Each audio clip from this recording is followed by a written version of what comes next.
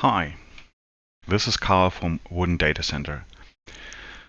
Today I want to show you our EOS data center and go over the components that we chose to create this sustainable, superconductive 100 megawatt data center. There are some things that are a bit different than in traditional data centers, and we explain everything in great detail on the OCP Global Summit next Monday. As you can see, we have a modular design with about 8-meter wide modules, combining them to long data halls, and we have 3 of those data halls. 66 modules, about 3,000 racks, equals 1.5 megawatt per module, equals the 100 megawatt IT capacity. If you want to see how a module looks from inside, there is a video I'm going to link in the end. So just from the outside, real quick, we have a photovoltaic part here that feeds directly DC into the DC super busbar. We have an air filter on the front, and we have an air filter on the back, so that we have a hot zone in the middle and an exhaust that pushes out the hot air on top. There is one, just to showcase a different type of module. This is how an Hpc module would look like. This is, for example, it's a liquid cooled module. You see 3 1 megawatt dry coolers outside here, and inside could be anything like direct to chip, immersion or immersion on a chip cooling systems, and those, this has a double the capacity of the air-cooled facility.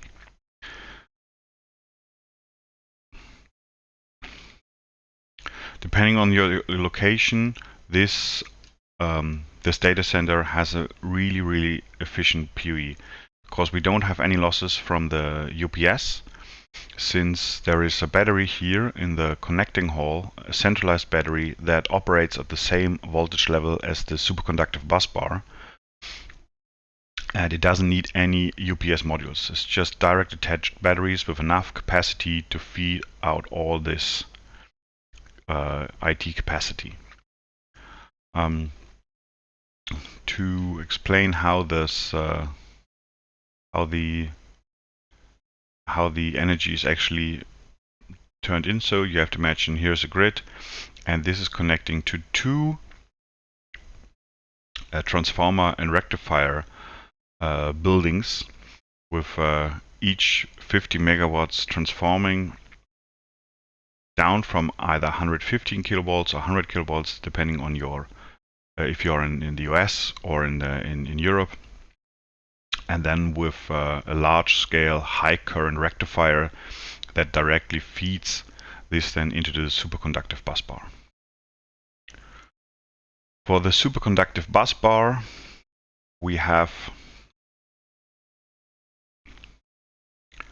the liquid nitrogen system, which consists in our case out of 3 liquid nitrogen tanks and the subcooler station.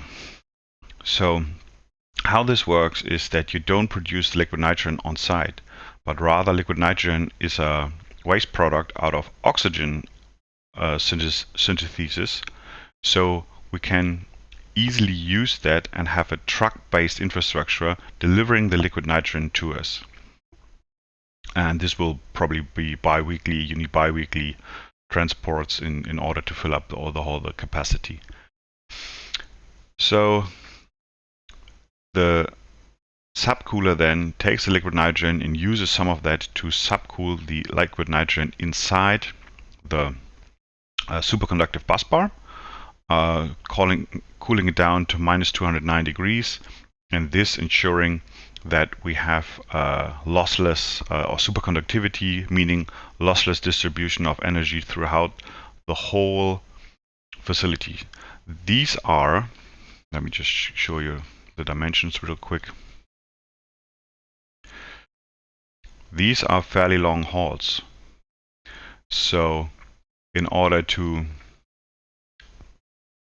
really feed that on DC, superconductive is the enabler, since you have the same voltage level on this side going through all of this and back to here. So that is easily, something of close to 450 meters in terms of transport without any electrical losses or potential difference. So this is really the key component inside of this this tool. The PoE is also that low because of the active compensation. So with the design we chose, we can install about 1 megawatt peak of photovoltaic power on the data halls, which enables very low PoE because it's directly feeding the DC back into the system and can either be stored in the UP battery or just directly used inside for IT or cooling or all those kind of key components. The backup system is also quite unique in the sense that we see this is not your traditional diesel backup. If I did my math correctly, these are 11 10 megawatt gas generators. Recent upgrades in gas-gensets, gas-based generators, are enabling really rapid startup times of only 7.5 seconds to have full power to the grid. And since that in most data centers, gas or diesel generators are not really running other than their 1 hour a month or half an hour every 2 weeks, just to ensure that they are working, this is not data center owned. This is utility owned, and is actually at 110 megawatts is a small power plant that is producing flexible power to the grid. Depending on your location and your country, sometimes these are even base load operations with 80% of the time running. The more renewable energy we integrate into a grid, the less these have to run, but there will be a minimum of 20% of flexible load needed, and this is like an active power producing resource of the utility.